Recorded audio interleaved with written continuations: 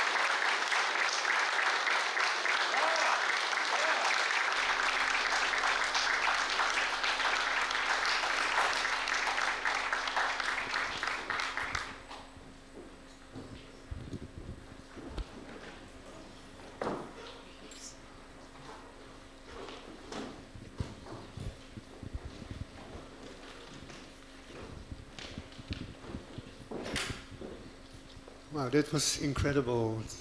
Meditation of a kind. Thank you for that. I wanted to start thanking a few people who helped make this performance happen behind the scenes. Ariana for her wonderful DJ set, Kevin, Lee, Isaac, Jesse, Clara, Hayden, who helped solve some last-minute tech issues with the lights, and then our own team, Rachel, Maggie, Gina, Wally, and the complete visitor engagement team, who is always doing such an amazing job. So thank you, guys. And Ivana, we were introduced about a year ago by Victoria Vesna, the director of the Art and Science Institute at UCLA, who described you as a former brilliant student and rising star. And here we are. I actually wanted to, and then you came to the museum, which was about exactly a year ago, and that is when we started to discuss several programs, and there is more to come. We'll talk about it a little bit later. But I wanted to start with one of your sources of inspiration, which has already been mentioned. It also figured in your performance, the NATO bombings on Belgrade.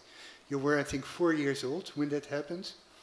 At what point did you decide, or whatever the process was, that this experience would so strongly inform your artistic practice?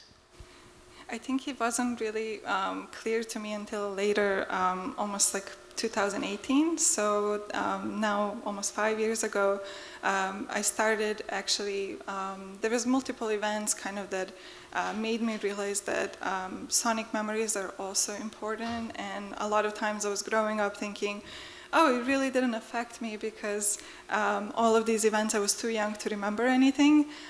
So I started kind of, as I was growing up, I started noticing certain response that I had to air raid sirens specifically, or to specific sounds and almost like humming and vibrations that were just sort of unexplainable. So I started being curious about that, and then almost investigating more through my work and trying to find where this weird fascination comes from. Mm-hmm. And through that I was kind of doing personal research, learning about the age, specific age around 4 and 5 years old, and how at that time is actually really important, how we think about the language, how we think about the sound.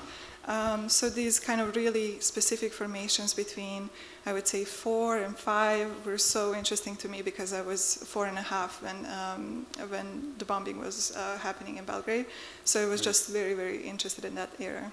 And we heard some children's voices imitating siren sounds in your performance at a certain point. Can you tell us a little bit, how did you collect those children imitating these sounds, and what they mean? Yeah, I think that a few of them are actually in the audience. Oh, really? Yeah. So I was asking friends, and it started as an Instagram post, and then later I was emailing friends that I knew that had kids that are about 4 or 5 years old, and I was always embarrassed to ask to have some submissions, but then I was really interested in the results and how different they were, and most of the times I was kind of, at the beginning I would send the file and ask them to try to sort of mimic that specific sound file. And then later I would just ask about the siren in general, and that was even more interesting because I noticed that geographical locations affected the response of kids. So a lot of times I had a few samples from New York City, where I currently live, where my neighbors sent me, and it's all police cars. So I was interested in that. And then some of them are ambulance cars, some of them tornado sirens. So I started noticing these patterns of sort of political, social, and ecological issues happening simultaneously, and all being intervened through the sound of sirens. So it was actually quite important to me to continue working on that, and I'm hoping that this is just the beginning, and I'm hoping to expand that library and to have more and more submissions and more samples. Yeah. And you mentioned that so the age group 4 or 5 is not just the same age you had during the NATO bombings. It's also the typical age where children can speak but not yet write. Why is that important to you? So I started actually learning, there was one research at Stanford that was mentioning how once we learn how to write, that our brain is completely functioning differently than before. So maybe I was able to, as I was growing up, I was able to separate sort of traumatic experiences and just focus on pure tonal structure, and fascination with that was what was driving everything. So I was really interested in what happens when you're not aware of what's happening outside and you're really actually enjoying and being fascinated with one particular sound that to somebody else, including parents probably and adults, sounds terrifying. But at that age group, you're open and more receptive to sounds as what they are. So I was very interested in that kind of a time before we learn how to write fully and before we learn how to use the language in a almost preset. Right. Yeah. You also mentioned to me earlier that you were influenced by Delia Derbyshire, and I think there's a striking parallel between what she does and what you are doing. Can you tell us a little bit who she was and why she's important to you? She was one of the pioneers in electronic music, and I was actually shocked a couple of years ago to watch her documentary. A couple of people referred me, oh, please watch this, but they didn't say specifically why.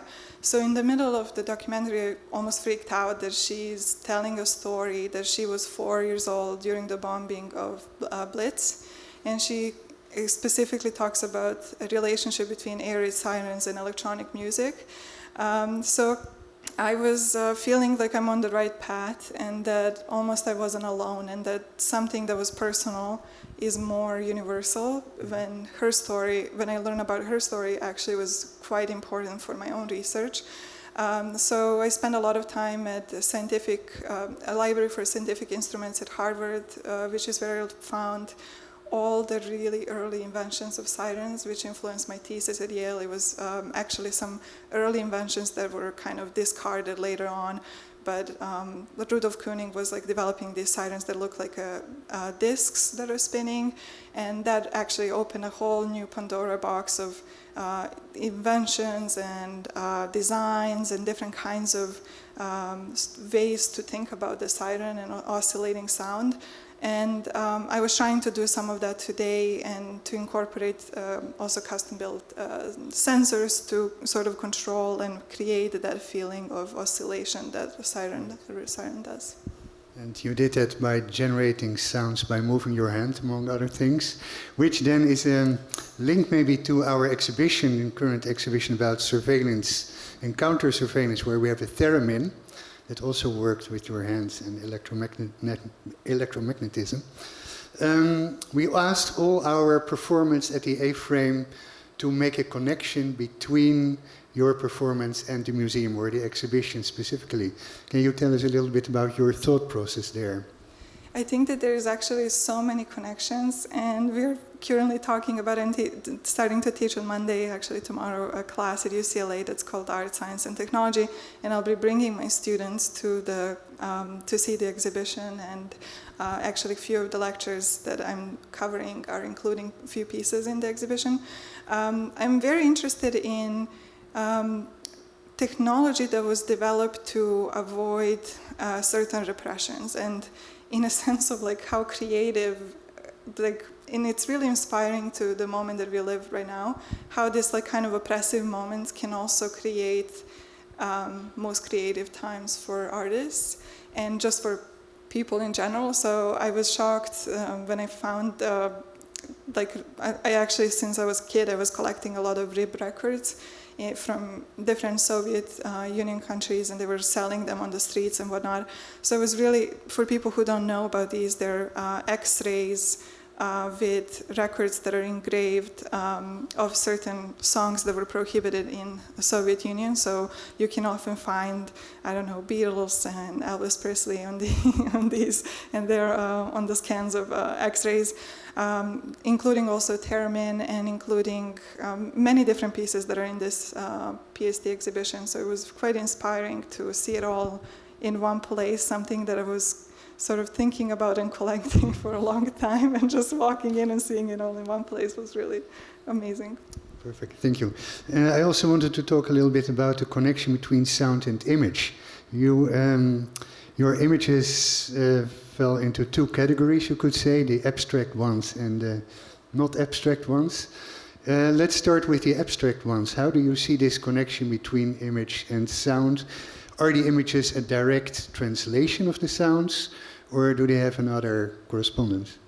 So it's, I tried to develop this system that would be responsive to sound, but as everything else, it's really difficult to do things that are really sensitive, because even people who fill in the space change things dramatically. So even those are some things that I couldn't even really practice or rehearse for. For example, everyone who is sitting here slightly lower the projector, so the line, there's a little, so those are some technical things, but similar happens with visuals and sound.